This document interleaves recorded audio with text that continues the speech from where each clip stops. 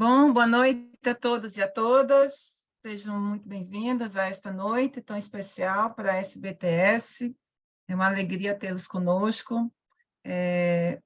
Para quem não nos conhece, né, quem é ou o que é a SBTS? É uma sociedade brasileira de teologia sistemática, que tem como desejo e grande objetivo de ser uma fraternidade de teólogos sistemáticos no país, em comunhão com a Igreja Católica, para ser uma rede entre pesquisadores e suas pesquisas, para lhes dar voz, apoiá-los, animá-los, incentivá-los. Acreditamos que a teologia é, ao mesmo tempo, ciência e experiência de fé, singularidade e interdisciplinaridade, lugar de debate e de discernimento. Para nós, a reflexão teológica deve promover projetos comuns e tornar visível a potência de suas intenções e impactos na Igreja e na sociedade.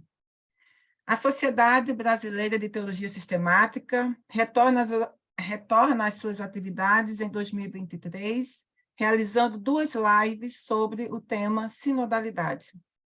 A abordagem será realizada a partir de 2 perspectivas. Hoje, teremos a presença do professor padre Mário de França Miranda. A sua abordagem será sobre a dialética humano-divina na sinodalidade eclesial. Amanhã, dia 7 de junho, estará conosco Dom Luiz Antônio Catelã, e ele abordará a dimensão pneumatológica da sinodalidade. Hoje é um dia muito especial. Além do retorno das nossas atividades, que muito nos alegra, lançaremos também, logo mais, o site da SBTS, mais um canal de comunicação e de interação com todos os interessados pela teologia sistemática. Estamos também no Instagram, depois vocês vão ver aí os links, Instagram, Facebook.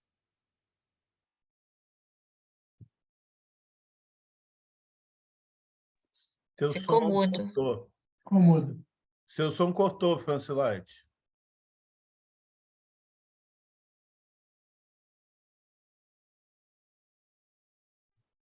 Pronto. Pronto? Agora voltou. Obrigado. Voltou, pronto. Contamos com a sua participação e divulgação. Acesse as nossas redes sociais, inscreva-se, compartilhe as nossas publicações. Bom, vamos ao que interessa, né? De fato, estamos hoje aqui reunidos e reunidas para ouvir aí o que é que o padre Mário de França Miranda tem a compartilhar conosco. Então, o padre França Miranda abordará o tema a dialética humano-divina na sinodalidade eclesial. Quem é o padre França? Bom, muita gente já conhece o padre França, já leu várias de suas obras, é um jesuíta, um teólogo brasileiro, e de muita brasilidade, por isso que ele está aqui, é fundador da Sociedade Brasileira de Teologia Sistemática, nasceu dentro dele esse sonho de termos essa sociedade, é mestre e doutor em teologia pela Universidade Gregoriana, atualmente ele é professor da Pontifícia Universidade Católica do Rio de Janeiro e presidente de honra, e com muita alegria nossa, de honra da Sociedade Brasileira de Teologia Sistemática Pastoral. Então, padre Mário de França Miranda, é uma alegria enorme tê-lo conosco, nosso padrinho, uma pessoa que gestou a sociedade e é o nosso presidente de honra, então é uma grande alegria tê-lo, e neste retorno às nossas atividades, né, da sociedade, tê-lo como primeira fala aí na nossa live. Então, seja muito bem-vindo. Posso começar? Pode sim. Eu tenho um texto, porque o tema é muito vasto e se fosse falar livremente, ia levar muito tempo. Então, eu preferi escrever, vou ler devagar, conto com a atenção e a paciência de vocês. Da dialética humano-divina na sinodalidade eclesial. Vocês vão ver, apesar do título um pouco assim vistoso, né? É alguma coisa bastante simples, né? Agora, que dá uma série de problemas, como nós vamos ver, né? Nesses últimos anos, podemos encontrar uma abundante bibliografia sobre o tema da sinodalidade eclesial, seja em sua fundamentação escriturística, em suas expressões históricas, em suas concretizações múltiplas na vida da Igreja em nossos dias. Esse fato reflete uma nova consciência eclesial, já iniciada pelos escritos de Yves Congar e de outros, anteriores ao Vaticano II, assumidos e enriquecidos no Concílio Vaticano II, sobretudo no decreto sobre o apostolado dos leigos, e fundamentado na noção de Igreja como povo de Deus, exposta na Constituição Dogmática Lumen Gentium. Esta demanda por uma participação mais efetiva de leigos e de leigas na vida da Igreja se viu reforçada pelas transformações socioculturais ocorridas nos últimos séculos. Saímos de uma sociedade tradicional que transmitia valores e práticas a serem acolhidos e praticados pelas gerações posteriores, em vista de alcançarem uma identidade pessoal e um reconhecimento social, a uma sociedade caracterizada pela forte emergência da subjetividade, pelo respeito às características individuais, pela liberdade pessoal diante da herança da tradição, pela aceitação tranquila da diversidade na vida pública.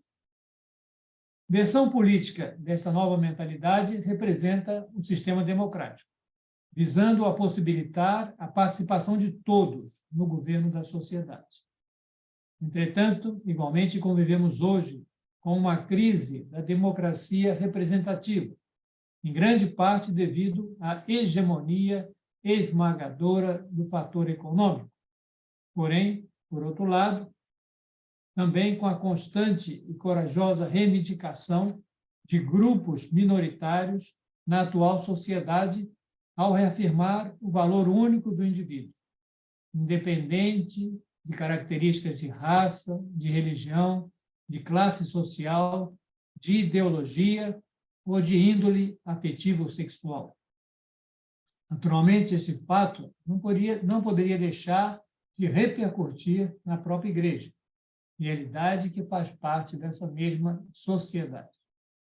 Consequentemente, não nos deve admirar a constante reivindicação do laicato mais consciente por uma maior participação nas diversas instâncias da Igreja, ainda fortemente marcada por mentalidades e estruturas que remontam a sociedades altamente hierarquizadas próprias da Idade Média, nas quais o laicato consistia numa massa passiva governada pelo clero. Nesse sentido, o tema da sinodalidade diz respeito não só ao aspecto institucional, mas também à mentalidade, sublinhada, que o sustenta. E como veremos ao longo deste texto, a transformação no modo de ver a realidade, a saber, de interpretá-la, é de realização mais difícil que a mudança propriamente institucional. Por outro lado, para quem conhece a história da Igreja, não é motivo de apreensão que aconteçam transformações na consciência eclesial ou na configuração institucional da mesma Igreja. Enquanto realidade humana e divina, deve, por um lado, manter as características provindas de Deus, presentes nos textos neotestamentários, mas, por outro, se configurar em sua linguagem e em sua instituição a realidade concreta onde se acha inserida, já que todo o seu sentido é prolongar na história a missão de proclamar e realizar o reino de Deus, em obediência ao mandato do próprio Jesus Cristo. Numa palavra, a Igreja se transforma para manter a sua identidade de ser sacramento, expressão, vitrine da salvação de Deus em Jesus Cristo. Que ela não só testemunha pela vida de seus membros, mas também pelo anúncio de sua mensagem, que deve ser devidamente entendida e captada pelas sucessivas gerações humanas. Ela é realmente fiel ao desígnio divino, ela é realmente tradicional, com T maiúsculo, quando deixa transparecer o que é e o que anuncia a uma geração. Então, jamais será uma realidade arcaica, morta, ultrapassada, relegada aos museus da humanidade. Esta introdução demonstra ser a questão da sinodalidade apenas mais uma temática na longa história de outras que a precederam ao longo da história. Este texto busca esclarecer a vertente antropológica e histórica, subjacente a todo o embate em torno da sinodalidade eclesial. Trataremos dessa questão em 3 partes. Na primeira parte do nosso estudo, indicaremos a sua importância para a teologia. Numa segunda parte, examinaremos a ação do Espírito Santo nas pessoas, que não violenta nem destrói a identidade de cada uma, resultando assim numa diversidade plural no interior da Igreja, sem prejuízo da sua unidade. Enfim, numa terceira e última parte, será abordado o necessário discernimento para que a comunidade dos fiéis siga as atuações autênticas do Espírito Santo e se afaste das falsas manifestações a ele atribuídas. Vejamos, portanto, a primeira parte, a realidade humano-divina do cristianismo. A fé cristã apresenta uma característica ausente nas outras religiões abraâmicas, seja no judaísmo, seja no islamismo, a saber, a confissão de um Deus que se fez homem, abrigando em si a divindade e a humanidade. Este dado de fé, por unir realidades tão diversas, irá provocar ao longo da história do cristianismo disputas recorrentes, como nos demonstram a heresia cristológica do monofisismo, ou, ao contrário, e mais recentemente, o perigo de uma mera jesuologia. Por outro lado, o cristianismo não pode cair na tentação do panteão grego, ao atribuir aos deuses índoles e paixões humanas, pois o dogma de Calcedônia afirma a realidade divina-humana de Jesus Cristo, sem desvendar, contudo, o seu mistério. Nele temos uma percepção de Deus, a quem chamava de Pai, cuja identidade é delineada em suas parábolas e em seu modo de agir, pois tanto seus ensinamentos como suas ações estão em perfeita sintonia com a vontade do Pai. Se entendermos sacramento como uma realidade visível que nos remete ao invisível, como sinal que não só aponta, mas contém em si a realidade que assinala, então, não só Jesus Cristo pode ser visto como imagem de Deus, Colossenses 1,15, mas também, mais radicalmente, todo o cristianismo é uma realidade sacramental, como já atesta o Concílio Vaticano II para a Igreja, nomeando-a Sacramento da Salvação, Lumen Gentium 1. E não só a Igreja, mas também tudo o que ela nos oferece e que esteja ao alcance de nossa capacidade humana de entender e acolher, já que tais realidades não constituem o divino ou o transcendente, mas se justificam apenas por nos remeter para além de si, para o mistério de Deus ou da pessoa de Jesus Cristo.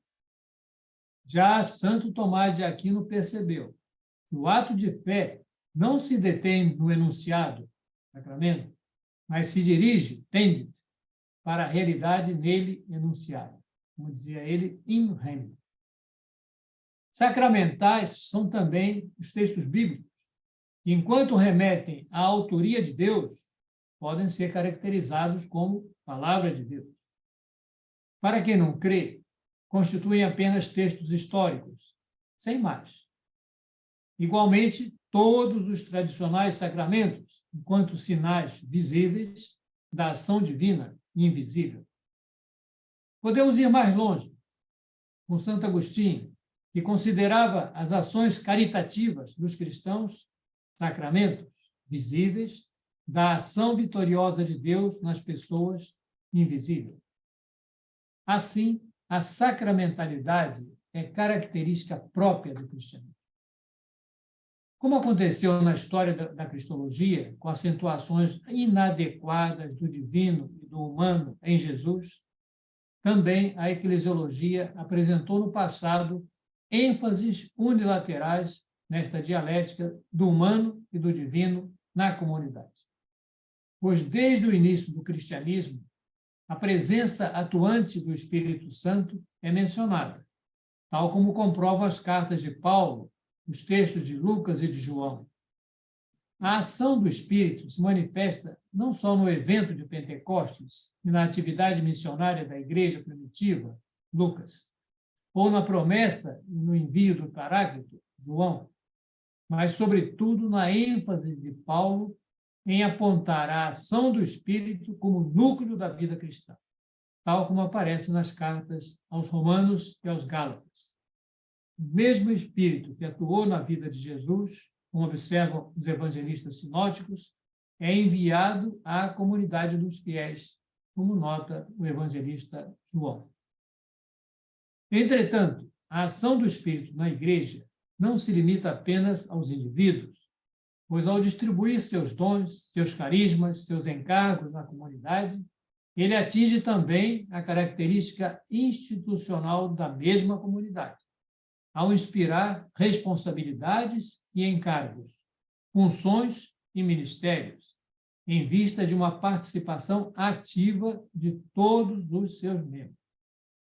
Infelizmente, o desequilíbrio cristológico observado por João, por influência da gnose, também acontece na eclesiologia. As comunidades paulinas são agitadas por falsos carismáticos a invocar a ação do Espírito Santo, o que leva Paulo a nos oferecer um excelente critério de uma ação autêntica do Espírito, a saber, que sirva para a edificação da comunidade, coibindo assim os mais exaltados. Naturalmente, os ataques das heresias e o crescente número de cristãos irão exigir maior cuidado no governo das comunidades dos fiéis, dando início ao que hoje denominamos o monoepiscopado, um supervisor principal responsável em coordenar os demais carismas presentes na comunidade. Ao se tornar a religião oficial do Império Romano, o cristianismo teve que se estruturar à semelhança das instituições civis da época, ocasionando crescente ênfase nas autoridades constituídas e nas estruturas em que se apoiavam. Esta tendência será acentuada quando a Igreja, já dotada de um poder por todos reconhecido, se defrontar com o poder civil, assumindo características do mesmo que perduram até nossos dias. Não podemos negar, no cristianismo, o cisma do século X ou a reforma protestante do século XVI devem seu surgimento também a uma hipertrofia institucional pouco sensível às realidades de cunho cultural, político ou étnico, como hoje reconhecemos. A partir de nossa atual consciência eclesial, devemos ser cautelosos em julgar tais medidas, mas não podemos deixar de observar que houve certa hipertrofia da dimensão institucional da Igreja, observada também na ênfase dada nesta época à doutrina e à moral, que, aliás, perduram até hoje. Se, nesse caso, constatamos uma ênfase indevida na dimensão humana da Igreja, reconhecemos também um exagero na outra dimensão, com os movimentos dos exaltados, dos alombrados, das heresias dos albigenses e dos cátaros, sempre apelando para inspirações diretas do Espírito Santo, mesmo em oposição a tradições e autoridades vigentes na Igreja. Uma época do cristianismo caracterizada como a época do Espírito Santo, defendida por Joaquim de Fiore, constitui um bom exemplo deste desequilíbrio. Mas também constatamos, em nossos dias, certos movimentos carismáticos centrados na ação do Espírito Santo. Grupos estes concentrados em reações fortemente emotivas, em experiências pessoais ou grupais, sem contribuírem para a construção da comunidade e sem assumirem ações pelos mais necessitados. Pois a atuação do Espírito é sempre em função do reino de Deus, como aparece na vida de Jesus de Nazaré, ou sempre voltada para o bem do próximo e para a construção da comunidade, como atesta Paulo. Poderíamos ainda considerar como manifestações dessa ótica unilateral o pelagianismo, o quietismo, o predestinacionismo, ou o sola fide ou sola gratia da Reforma, como exemplos da ruptura da dialética cristã. Ou se favorece unilateralmente a parte divina, ou se promove exageradamente a parte humana. A dialética humano-divina também aparece na história do cristianismo, nos santos e nas santas que, movidos pelo Espírito Santo, experimentaram e vislumbraram novos caminhos para a vida cristã e os viveram pessoalmente. Entretanto, ao procurarem traduzir para outros o que experimentaram através de uma nova espiritualidade e, sobretudo, de uma instituição que a possibilitasse e promovesse, encontraram resistência e oposição provenientes da sociedade e da própria igreja. Porque onde atua o Espírito, aí se manifesta a dialética humano-divina da fé cristã. Isso como introdução geral, uma dialética que é intrínseca ao próprio cristianismo. Agora vamos ver como é que ela se dá no evento sinodal, segunda parte. Para quem conhece a história da Igreja, suas assembleias, seus sínodos, seus concílios ecumênicos, já demonstram serem fatos normais as tensões, os debates, as críticas e os antagonismos.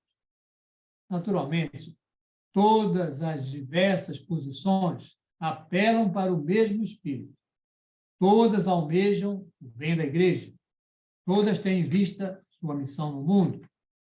Mas, frequentemente, uma sintonia de conclusões e de práticas, embora almejadas por todos, de fato, não acontece. Qual a razão?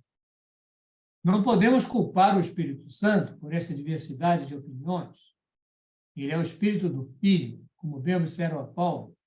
Sua atividade é nos fazer assumir a existência de Jesus para nos assemelharmos a Ele em sua vida, paixão, morte e ressurreição. Neste sentido, sua ação é sempre cristofórmica, a saber, única, uniforme, precisa, impossibilitando diversidades ou mesmo divergências na comunidade eclesial. Entretanto, os fatos parecem invalidar esta única e universal ação do Espírito na Igreja. Embora todos atribuam suas percepções e respectivas opções ao Espírito Santo, não podem ser negadas diferenças e divergências entre as mesmas. É o que nos comprova a história dos concílios ecumênicos, dos sínodos regionais, ou mais perto de nós, as costumeiras tensões por ocasião das Assembleias Gerais das Conferências Episcopais, nas quais a diversidade de pontos de vista é patente. Mesmo que não se trate de heresias a serem refutadas, porém, mais simplesmente de ênfases doutrinárias ou de prioridades pastorais a serem assumidas, vemos que a unanimidade não pode ser constatada. Se a diversidade não provém do Espírito Santo, então ela se origina no sujeito que percebe e expressa a sua inspiração. Deste modo, temos aqui mais um exemplo na dialética humano-divina própria do cristianismo. Pois sabemos hoje que todo conhecimento acontece sempre no interior de um horizonte de compreensão, de um imaginário coletivo, de uma mindset, como se diz hoje, que lhe fornece a linguagem necessária para entender e expressar o que é conhecido. Consequentemente, todo conhecimento verdadeiro é um evento que resulta sempre do encontro entre a chave de compreensão do sujeito e a realidade do objeto conhecido. A sucessão de paradigmas nas ciências, no caso mais patente é o da física, as várias físicas que vão se sucedendo, explica a diversidade dos sistemas de compreensão em jogo. O que para um é evidente, para o outro não o é, por lhe faltar o correspondente quadro de compreensão. Por mais que julguemos pensar a partir de noções universais, perfeitamente unívocas, a experiência com outros contextos socioculturais nos desmente, como constatamos ao sair do país. Pois toda a realidade conhecida é sempre, de algum modo, particular, já que é captada e expressa diversamente pelo mundo afora. No respectivo horizonte de compreensão estão presentes não apenas o conhecimento, mas também práticas, aspirações e sonhos próprios da condição humana, mas nem sempre concretizados diversamente, mas sempre concretizados diversamente devido aos diferentes âmbitos de vida. Podia tomar como exemplo, por exemplo, todas as culturas têm ritos de iniciação, mas são bem diversos esses ritos. A necessidade de fazer o adolescente entrar na vida adulta, mas, por outro lado, como isso vai ser feito vai depender do horizonte de compreensão da cultura respectiva. Esta constatação se reveste de enorme importância para a fé cristã, e de modo mais particular para a comunidade dos fiéis, pois ela deve sua existência não só à pessoa de Jesus Cristo, mas também à ação contínua do Espírito Santo, que possibilita a fé dos cristãos. Embora esta ação tenda sempre para a realização do reino de Deus, através do amor fraterno, inspirando perspectivas, orientações e iniciativas condizentes, esta mesma ação será diversamente acolhida, entendida e traduzida em ações devido à inevitável diversidade dos que a acolhem. A diversidade de sistemas teológicos ou de espiritualidades presentes no cristianismo, nascidas em épocas e regiões diferentes, refletem bem o solo de onde provieram. As indagações e os desafios do tempo, as práticas tradicionais consagradas, a linguagem disponível, fato este já atestado nos textos neotestamentários.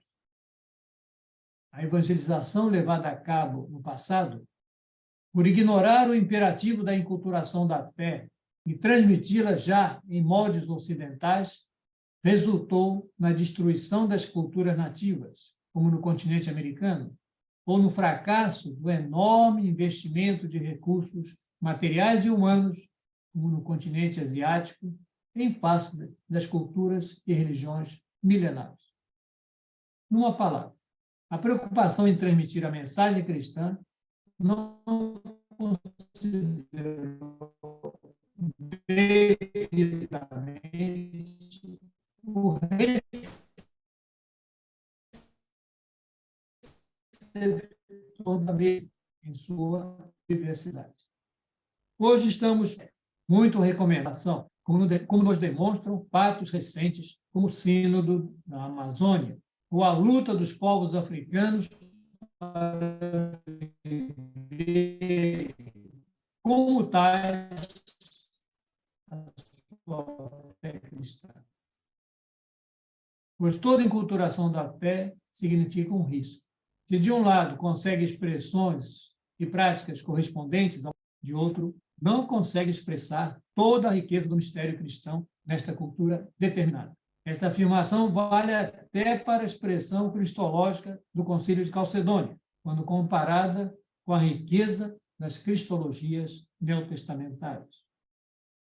Como conclusão desta parte, podemos afirmar que a diversidade estará presente necessariamente no próximo sínodo e que, portanto, seus participantes não exclui a diversidade das expressões e das práticas, desde que provenientes da mesma revelação sedimentada nos textos neotestamentários. Pois unidade não significa uniformidade. Assim, a problemática do sínodo se situa no interior da problemática própria do cristianismo, aqui denominada, na sua dialética humano-divina. Observemos que a Igreja, como qualquer grupo social, não pode prescindir de uma estrutura jurídica que esclareça os direitos e os deveres de seus membros, pois estes, enquanto membros do povo de Deus, em comunhão, devido à presença ativa neles do mesmo Espírito Santo, devem todos eles ter certa participação na missão eclesial, respeitada a configuração hierárquica presente no ministério ordenado. Esta participação tem sua origem na própria realidade eclesial e fundamenta certo espírito ou mentalidade sinodal. A gente podia chamar isso de uma sinodalidade informal, a qual pode se traduzir na colaboração de todos nas decisões da Igreja. A expressão inglesa é decision making. Embora o ato de decidir seja da competência da autoridade em questão. Chama-se choice making, a última escolha. A escuta das instâncias inferiores, como o Concílio Vaticano II recomenda aos bispos em suas dioceses, decreto para os presbíteros, número 7, já demonstra a insuficiência da compreensão tradicional desta participação apenas como modalidade deliberativa.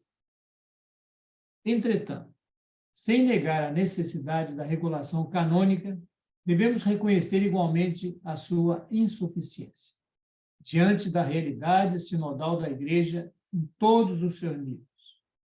Concílios ecumênicos, sínodos gerais ou regionais, assembleias continentais, conferências episcopais, sínodos diocesanos, conselhos pastorais e conselhos presbiteriais. E a razão é bastante simples. Quem participa em qualquer dessas modalidades sinodais é o ser humano, que, como vimos, é caracterizado pela diversidade. Não basta todos atribuírem seus pareceres e decisões à ação do mesmo Espírito Santo. Se a pessoa concreta, com todos os seus inevitáveis condicionamentos, não for devidamente levada em consideração. Este fato explica não só as tensões verificadas nestas assembleias, mas, igualmente, a insatisfação constatada em alguns dos seus participantes. Daí a necessidade de abordarmos essa questão. Apenas mais um exemplo da dialética humano-divina do cristianismo. Com isso, passamos para a terceira e última parte. A Igreja, como povo de Deus, encarregado de continuar a missão de Jesus Cristo ao longo da história, não só traz um encargo para cada cristão, mas, em virtude do mesmo, igualmente lhe confere certa autoridade, exousia, para poder desempenhar estímulos. Neste sentido, tal autoridade lhe advém de seu próprio batismo, sem necessidade de lhe ser outorgada pela hierarquia, pois existe em função da missão pelo reino de Deus, e não deve ser entendida apenas juridicamente. Mas entre os carismas mencionados por Paulo, se encontra também o da direção da comunidade, ou, como diríamos hoje, o carisma da coordenação dos demais carismas na comunidade. Portanto, trata-se de um carisma que coordena e respeita os detentores dos demais carismas, e, como vimos, gozam de autoridade no desempenho da missão. Infelizmente, no decurso da história, esse carisma a serviço dos demais carismas, vai ganhando matizes de poder civil, com embasamento fortemente jurídico, herdando suas prerrogativas e privilégios por influência da sociedade medieval. Deste modo, se explica o fenômeno do clericalismo, que tanto prejudica a Igreja e a causa do reino. Isso porque a atual sociedade é pluralista, altamente diversificada, com questões e linguagens múltiplas, com desafios ignorados pelo clero, mas que constituem o cotidiano de muitos fiéis, tornando-os mais competentes para enfrentá-los. Aqui se explica tanto as enquetes anteriores aos últimos sínodos, quanto a admissão do laicato no próximo evento. Visto realisticamente, este fato irá tornar mais difícil o processo sinodal, dada a enorme diversidade de vivências e interpretações presentes hoje na Igreja. Certamente, nem todas expressam devidamente a ação multiforme do Espírito Santo, mas brotam de motivações espúrias, interesseiras, avessas a qualquer mudança, ou, ao contrário, desejosas de mudanças a todo custo.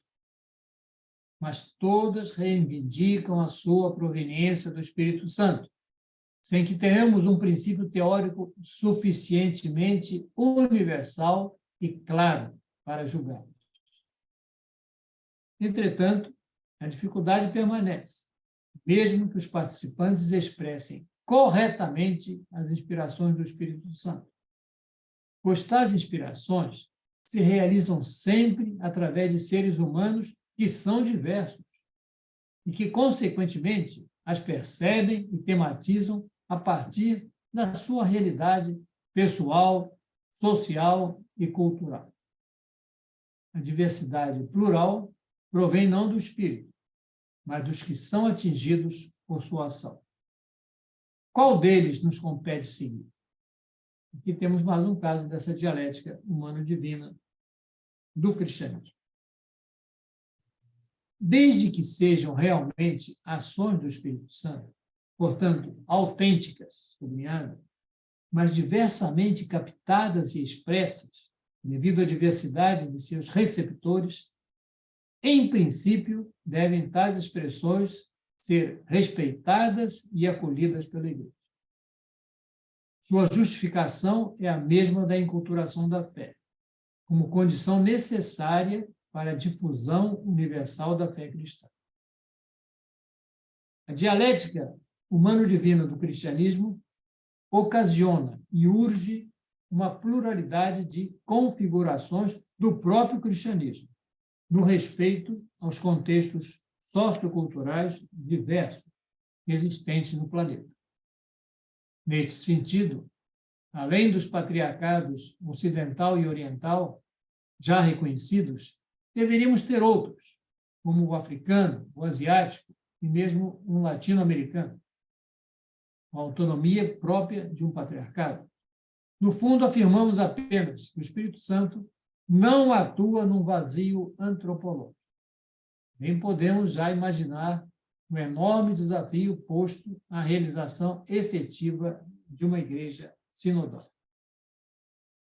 Portanto, como já observamos anteriormente, mesmo que os participantes de um sínodo eclesial, quaisquer que sejam as suas modalidades, invoquem e exprimam corretamente a inspiração do Espírito Santo, as tensões podem permanecer. Pois o ser humano conhece sempre no interior de um horizonte de compreensão, de um contexto sociocultural, de uma linguagem determinada. A partir desse horizonte, em seu interior, ele interpreta as suas experiências com a realidade e, consequentemente, a sua chave de leitura lhe permite acessar a realidade, apresentando-a, porém, sempre dentro de sua perspectiva própria, limitada a seus pressupostos epistemológicos. Por exemplo, alguém que tenha uma concepção de verdade como uma realidade sempre a mesma, dificilmente irá aceitar que a mesma possa se desvelar mais ao longo da história.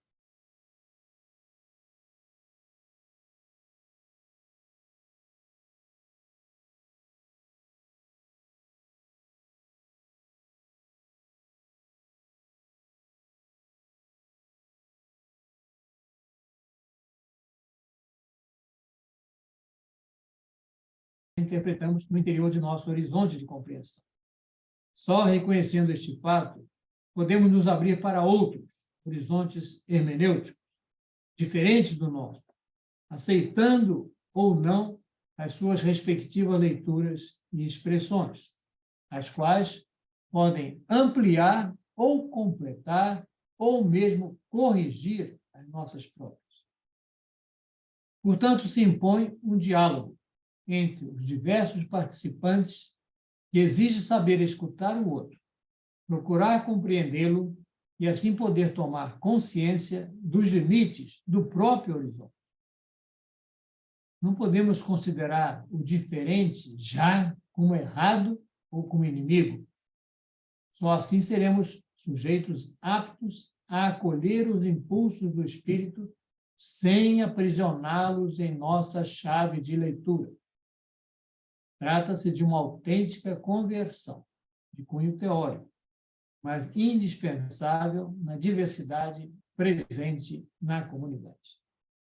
O Papa tem falado muito de saber escutar. Devemos aprender a escutar. A igreja tem que escutar. Um pouco dentro dessa linha que a gente entende a importância de captarmos a sociedade hoje a partir da chave de leitura que tem nossos contemporâneos. Também devemos estar atentos às motivações subjacentes às nossas ações, que podem ser não muito conscientes e que impedem uma autêntica percepção do Espírito Santo. Pois devemos nos deixar guiar pela causa do reino de Deus, pelo bem da Igreja, por uma sociedade mais justa e fraterna, e não por nossos próprios interesses e vantagens pessoais. Porque devemos estar orientados por valores e não por proveitos pessoais. Só então poderemos não deturpar ou falsear a inspiração do Espírito em nós. Em suma, uma conversão de cunho moral. Certamente, o cristão que experimenta o amor de Deus em sua vida e o vive conscientemente, dedicando toda ela a responder a este amor primeiro, conseguirá sintonizar mais perfeitamente com as inspirações do Espírito Santo, a alcançabilidade e profunda convicção, teimosia dos santos e das santas, em suas intuições e em seus propósitos, em prol do reino de Deus. Subjacente a toda essa questão, todos apelam ao Espírito Santo, nem todos são, de fato, devidamente autênticos transmissores de sua ação. Já nos avisara São Paulo, não extingais o Espírito, não desprezeis as profecias, mas em 1 Tessalonicenses, capítulo 15. O que vimos anteriormente de respeito a este examinar, expresso hoje como discernir, o que realmente provém do Espírito Santo. Portanto, consideramos até aqui as condições necessárias para se alcançar a liberdade cristã, fruto do Espírito Santo, e pressuposto para um autêntico discernimento, pois só a liberdade interior nos livra da ambição, do medo, da busca de poder e de prestígio, dos ressentimentos, de concepções falsas, de fechamentos em nossos pequenos mundos, como podemos constatar em mentes tradicionalistas ou revolucionárias. Só a liberdade interior nos capacita a enxergarmos a crise da atual sociedade, exigindo mudanças urgentes, mesmo que nos privem de nossos hábitos e comodidades. Sabemos que, por ocasião do Concílio Vaticano II, um grupo de bispos, entre os quais Dom Helder Câmara, pleiteou uma igreja mais pobre, despojada de certo mundanismo, acolhido no passado. Este apelo acabou laconicamente resumido num breve texto sem maiores consequências, inserido na Constituição Dogmática sobre a Igreja, Emergência 8. No dizer de um dos bispos deste grupo, faltou aos participantes a liberdade necessária para viver mais simplesmente o seu ministério episcopal.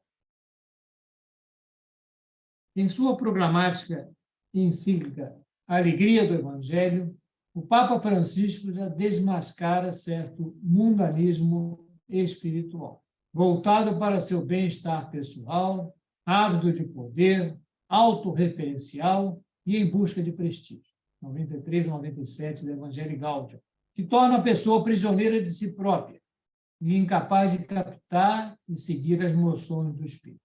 Boa parte de seus críticos, no fundo, temem perder privilégios e honrarias. À semelhança de Caifás, que lucidamente viu na pessoa e na pregação de Jesus o fim de seu poder e de seu estilo de vida, e por isso tramou a sua morte. Mas o Papa reconhece também que a ausência de uma liberdade cristã pode provir de uma formação mais tradicional, que nos oferece perspectivas de segurança, estruturas de proteção, normas de julgamentos e hábitos que nos tranquilizam.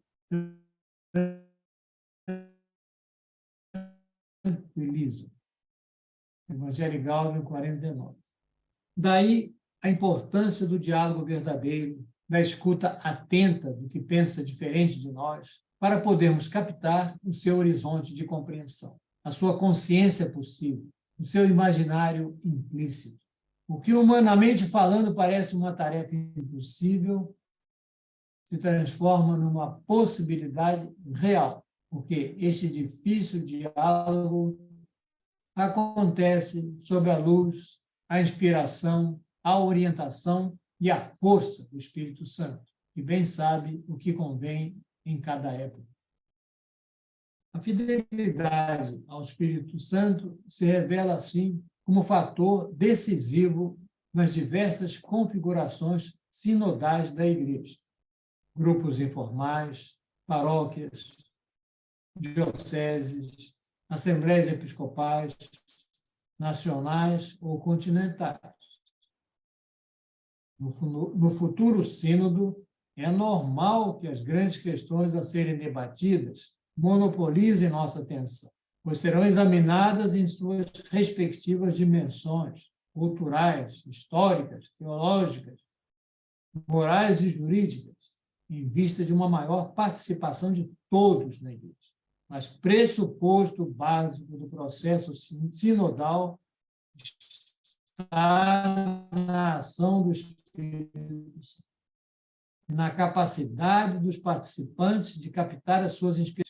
Não se trata de invocá-lo como de rotina no início dos trabalhos, mas de sentir a sua presença atuante e decisiva, ainda que sempre encarnada na dialética humano-divina própria da fé cristã. Agradeço a paciência que escutaram o texto e passamos votos que a gente possa, no próximo sínodo, colocar em prática essa sensibilidade com relação à ação do Espírito Santo nos participantes. Amém, Eu Padre. agradeço também a Francilade o convite feito para falar para vocês. E agradeço a vocês a paciência em ter ouvido o texto todo. É isso, Padre França. Nós aqui agradecemos e muito. Ficaremos aqui horas e horas conversando, porque Sempre é muito agradável ouvi-lo. E esse tema que parece ser muito bom, muito falado, já foi muito comentado, mas a gente sempre percebe que algumas nuances, né, algum detalhe ainda precisa ser feito, ser falado, ser comentado, e ter um alcance também para outros lugares, né? Ficamos nessa questão, poxa, um tema já tão comentado, talvez as pessoas estejam já saturadas, né? Mas fala não é mais uma fala, né? É uma fala de grande contribuição, ou seja, nós não estamos chovendo no molhado. Então, muito obrigada por isso, né? Obrigada mesmo. Uma coisa que nos chama a atenção em sua fala, a gente está abrindo também, queridos e queridas, quem está aí nos escutando, tanto no YouTube quanto aqui pelo Zoom, a fazer perguntas, quem desejar, escreve aí no YouTube a pergunta, ou aqui no chat pelo Zoom também, a gente vai apresentar ao Padre França daqui a pouco. Mas, para começar, eu queria, eu lembro o Papa Francisco, quando ele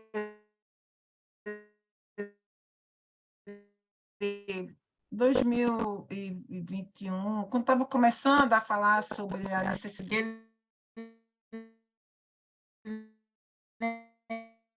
lembrava muito da América Latina, ter sido um grande, assim, realizou um grande movimento bonito interno,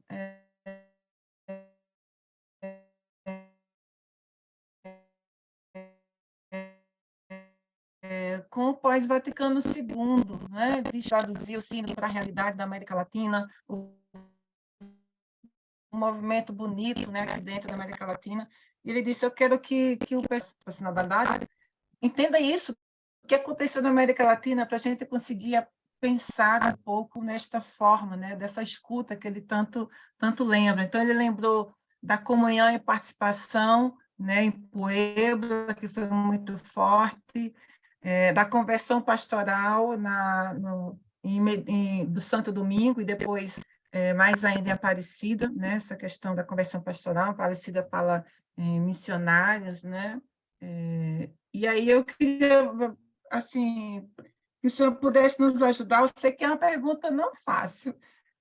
O que hoje o Brasil, pensando no Brasil, né, do Papa Francisco, de vivermos a sinodalidade, em sinodalidade constante, né? O que hoje no Brasil, o que o senhor acha que a gente tem a contribuir, Padre França? A gente tem alguma coisa ainda a dar como comunidade de fé? Lembrando que aqui nós temos alunos da graduação em teologia, nós temos doutorandos, mestrandos, nós temos pessoas de comunidades aí participando conosco, interessadas em aprender mais. Então, nós temos aqui, padre, uma diversidade, a diversidade da nossa igreja aqui presente.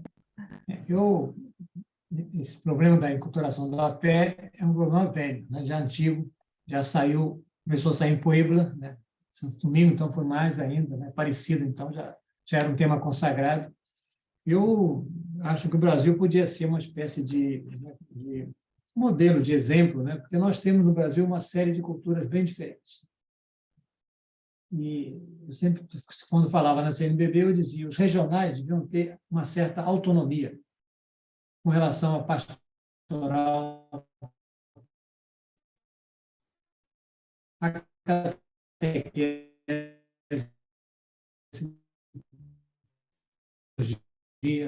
né? Uma missa em Manaus e uma missa em Porto Alegre tem um público completamente diferente, né? Quer dizer, a presença da música, né, de instrumentos, etc. Em cada lugar é uniforme para o Brasil. Eu acho que é uma violência isso, né? Então, do ponto de vista do Brasil, acho que seria, se a gente pudesse, mas não é fácil. A reação, né, que aconteceu no Sino da Amazônia nos mostra que aceitar essa diversidade numa igreja que ficou séculos confundindo unidade com uniformidade, né? Mesma missa em latim era rezada em qualquer lugar, no Japão, na África, nos Estados Unidos era a mesma missa, né? E isso era chamada unidade, mas era uma uniformidade. Eu acho que é isso aí que vai até mudar um pouco essa mentalidade, vai levar tempo. Agora, eu acho que a contribuição da América Latina foi, sobretudo, devido ao voltando do Vaticano II, ao voltar do Vaticano II, os bispos encontraram a realidade latino-americana e a encararam, né? Daí que nasce o Medellín, né? O EBLA, né? Então, que vem na sequência, né? Eu acho que esse método também de ver, julgar e agir, que é uma coisa bem original nossa, né? Isso, aos poucos, foi fazendo com que a Igreja Latino-Americana tivesse algo a dizer, né? Eu escrevi um livrinho antes de Aparecido, né, sobre isso, A Hora da América Latina. Me parece que o Papa atual acho que leu antes, né, de chegar lá em Aparecida. Ele me chamou lá e me encarregou de ficar, vamos dizer assim, responsável pelo texto, do ponto de vista teológico, né, o texto todo. Agora, eu acho que isso aí era o sonho dele, quer dizer, dar uma contribuição da América Latina para uma teologia que estava, vamos dizer assim, durante séculos, né, enculturada só no contexto europeu. Tem suas características muito boas, mas também tem seus limites, né? Isso era exportado para o mundo todo.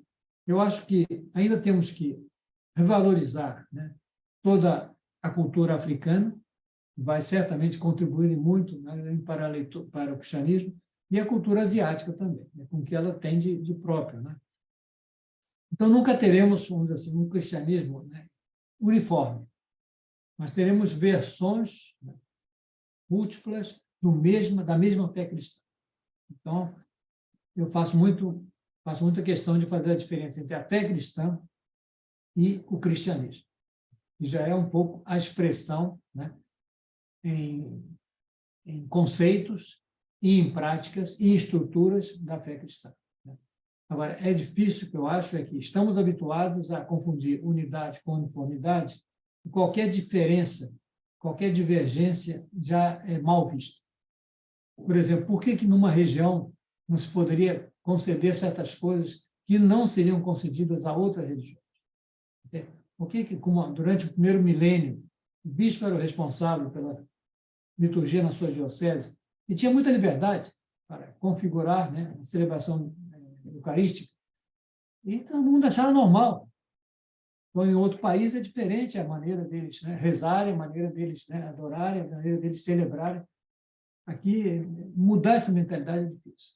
E se faz qualquer licença que se dá numa região, que a gente queria lá no sino da Amazônia, dar uma certa, né, possibilidade, né, não só da liturgia na cultura dos índios, mas também, né, da possibilidade de ordenação de casados, né? Quer dizer, eu acho que seria uma possibilidade diante de uma necessidade trágica, dramática, né, de falta de clero para regiões enormes. Mas a gente viu que houve reação, por quê? Porque se um local faz diferente, os outros já... Nós temos que mudar essa mentalidade, isso não é fácil. No primeiro milênio, não havia essa mentalidade de uniformidade. Cada lugar que você ia tinha uma liturgia diferente, umas ficaram até hoje, a gente sabe, né? Algumas cidades da Europa têm ainda a sua liturgia própria, né? O patriarcado oriental tem a sua liturgia própria, né? São tão cristãos e são tão católicos como nós. Mas entrar essa mentalidade, depois de séculos de padronização, vai ser lento, né? Então, eu acho que, se de fato, no sínodo, vamos escutar uns aos outros, de fato, no sínodo, a diversidade terá que ser aceita, né? Então, certamente, com todas essas exigências que colocamos aqui de autenticidade na escuta da ação do Espírito Santo, então, nesse momento, então, teremos uma igreja cada vez mais, vamos dizer essa palavra, polifórmica, né? Eu acho que não, assim, não unívoca, né? Mas uma igreja que tem... A expressão que o Papa usou na Evangelii Gaudium é o polígono, né? Poliedro. Poliedro, né? Não é o círculo, que todos têm a mesma distância do ponto, né? Mas é uma coisa diferente. Todos, né, todos têm a fé cristã, mas são diferentes. Isso. Isso que ele quis dizer, né? Eu acho que ele, nesse ponto, tem muita clarividência. Ele sabe o que está querendo, né? Agora, ele vai iniciar um processo que já iniciou-se no Vaticano II, né, e até antes do Vaticano II, né, que vai levar muito tempo. A gente não tem que esperar resultados imediatos. É. Jean Denis é um historiador francês, né, acho que já faleceu. Ele dizia que o Concílio de Trento levou 2 séculos para chegar embaixo, né, para chegar na base. Né? Então, fazia esse catecismo para poder ver se simplificava a coisa para chegar. Não é fácil, né? Paciência, né, padre? A história caminha, uma vez me falou um historiador, a história caminha milimetricamente. A gente gostaria que os passos fossem mais. É. E aí, outra palavra que o Papa usa muito é parresia, né? Acho que essa ousadia a gente precisa viver mais e usar mais, com mais coragem, né? Também, exatamente. Esse Papa é corajoso, né? Porque, exatamente... Muito corajoso, muito. Ives, querido, você levantou a mão, fazer uma pergunta direta ao nosso padre.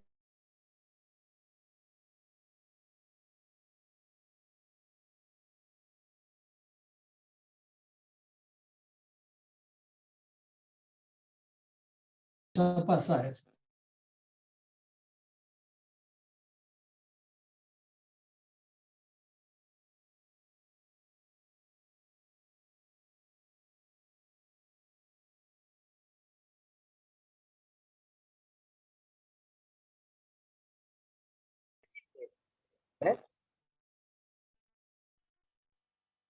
Opa, acho que alguém mexeu na gravação. Tá. Mas, continuando aqui. E o discernimento, como é que fica? Quais critérios a gente pode utilizar para o discernimento? Alguns sistemas democráticos podem inspirar uma comunidade de fiéis, por exemplo? Não, o discernimento...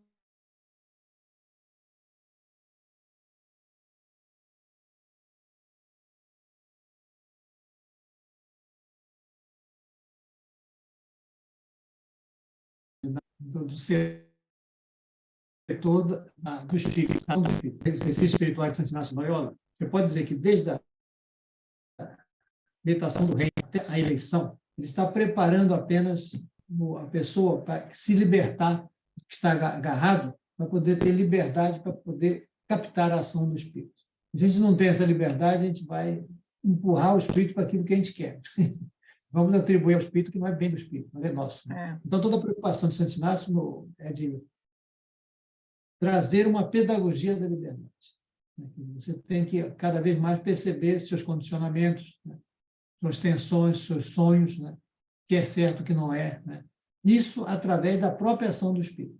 Quer dizer, não vai ser uma coisa teórica. Não é assim, estudando sobre o Espírito Santo, não é isso. Não. É percebendo como o Espírito Santo está te falando na própria... É uma coisa que a experiência que vai falar. Ele fala isso através a palavra que ele usa é emoções do espírito, consolação, desolação. E é através disso que eu vou tateando, perceber quando o Espírito Santo está me levando. Isso é muito importante para Santo Inácio, né? Não as ideias, né, que a pessoa pode ter, mas se tem ou não tem essas agitações do espírito, como ele chama. Né? Isso aqui é importante. Porque isso é que vai libertar. Quando ela chega para fazer a eleição, que a gente chama, quem faz a eleição é Deus, ele é que escolhe a gente para uma determinada coisa ou outra. Mas a gente está mais está aberto.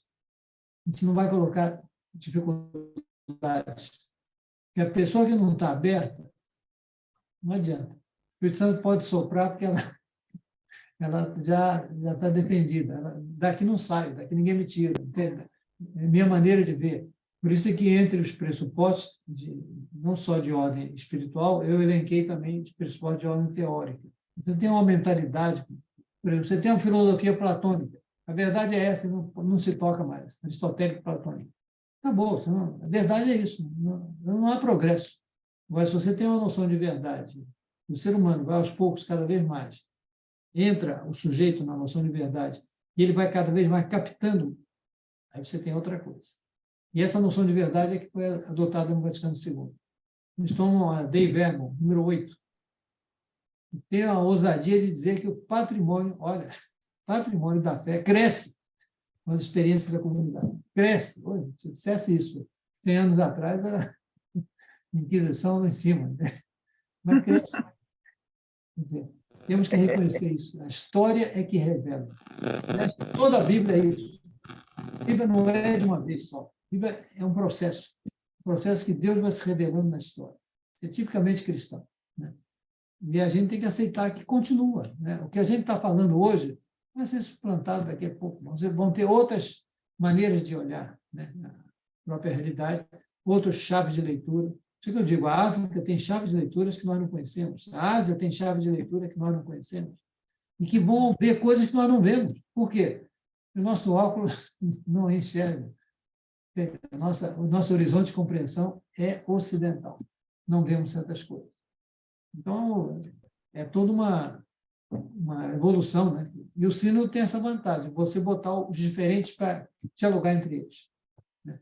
Ficando cada um emburrado no seu setor, não adianta nada. Se condenando mutuamente. Né? Obrigado. Obrigada também, Ives. Tem que entender a beleza da diversidade, né, padre? A beleza. Bom, queridos, tem duas perguntinhas, padre. Eu vou fazê-la para o senhor rapidamente respondê-las juntas, né? Para a gente não ganhar tempo também.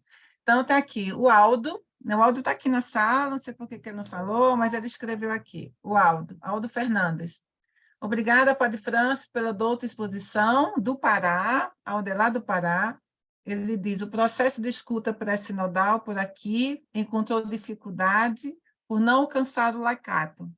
O que esperar da sessão do sínodo em outubro em relação ao laicato?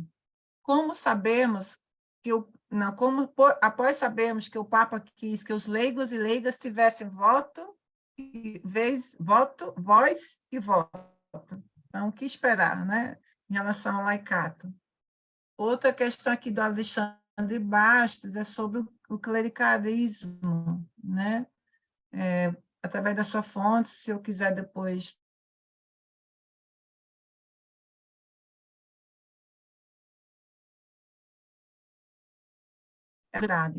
como passos concretos que o clérigo e leigos possam dar em busca de avançar neste ponto com relação à realidade brasileira. Então, duas questões muito próximas. E outra aqui do YouTube, o Diego Rocha diz a pergunta, professor, em sua fala, o senhor afirmou monarquia na hierarquia da igreja é algo influenciado pela vinculação com o império. Posso intuir que não seria algo evangélico? Relação monarquia e hierarquia que o senhor citou aí. Bom, 3 questões, aí de forma sintética. Bom, o sínodo, vamos dizer assim, é para que todos participem. Então, é o que o Papa chama de pirâmide invertida. Então, é para que, de fato, aquela frase de Jesus, eu vim para servir, também os ministros têm que fazer isso. Todos estão a serviço. Antigamente se falava do Papa servo dos servos, né? O Papa tinha essa característica. De fato, está a serviço. Né? Então, quer dizer, todos têm assim, uma autoridade que vem do batismo, está reconhecido no Vaticano II, de ter a sua participação. Isso estava faltando.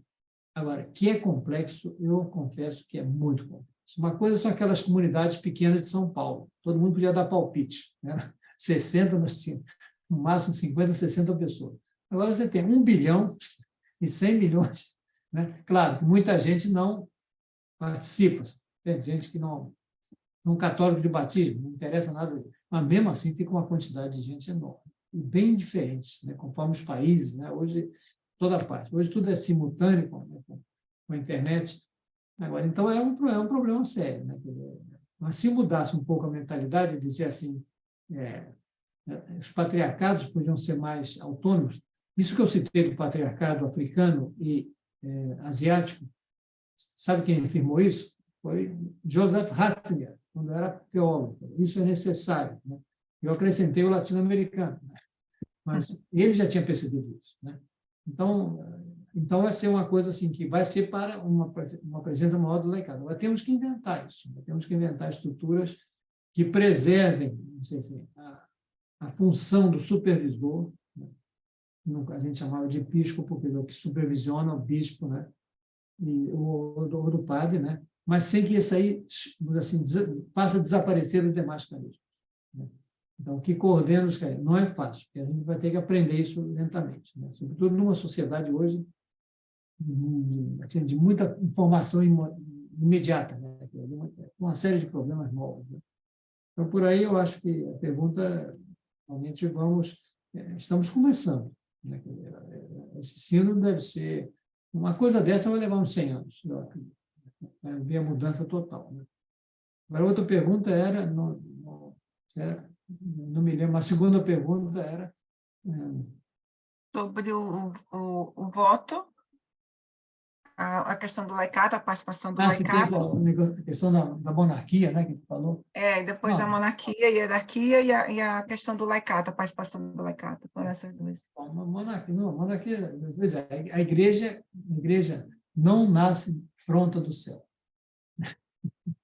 Não nasce. A igreja se estrutura a partir do material que ela tem. Eu tenho que construir minha casa a partir do material que eu tenho. Se é madeira, se é tijolo, se é cimento. A igreja se constitui através do que ela vê na sociedade. Se o Papa tem um colégio de cardeais, é porque o prefeito de Roma tinha vereadores, e ele imitou isso. Entende? Se a igreja tem dioceses e paróquias territoriais, é porque o Império Romano tinha né, tudo dividido territorialmente. Portanto, a gente tem que perceber que esse lado humano é onde a igreja vai se... Né? Então, vai influir muito. Né? Então, uma sociedade hierarquizada, com uma monarquia forte, era um modelo que a igreja tinha de governo. E ela vai exatamente tomar isso. Não sei se vocês sabem, mas o Código de Direito Canônico de 1917 copiou o Código de Napoleão. Trouxe para dentro da igreja, né, o Código de Napoleão. Quer dizer, era o que tinha à mão para poder organizar o pessoal tudo dentro da igreja. Né? Bom, então, e a última pergunta, agora nem não sei mais. Não esqueço o valor das coisas. O velho esquece tudo. Não, mas é isso mesmo, você né? respondeu. O clericalismo, acabou que respondeu, entrou aí já na sua resposta. Agora, para vocês que estão querendo, aquele lá de Pará, né? Acaba de sair o livro do Brigente, né? A Genô Brigente, que é sobre a realidade da Igreja Católica no Brasil. Eu vi só o anúncio. Onde ele vai tratar também do problema do clero, né? Está dentro disso. E saiu um primeiro volume, que era mais ou menos mais sociológico, né? E depois agora saiu o segundo, e parece que vão ser 3 até, né? Segundo sobre isso. Aí ele pode ter uma noção desse problema todo do clericalismo lá que ele fala, sobretudo na realidade brasileira. Né? Olha, mais uma vez, muito obrigada. Não, foi uma honra falar com a presidenta da Sociedade Brasileira de Teologia Sistemática, está vendo? Eu não tinha nem falado nisso, Padre França. Olha só, gente, amanhã tem mais, né? A gente tem uma parte hoje, amanhã tem outra, com o Dom Catelã, que também vai nos ajudar aprofundando essa temática a partir da pneumatologia. A gente hoje, eu quero rapidamente aqui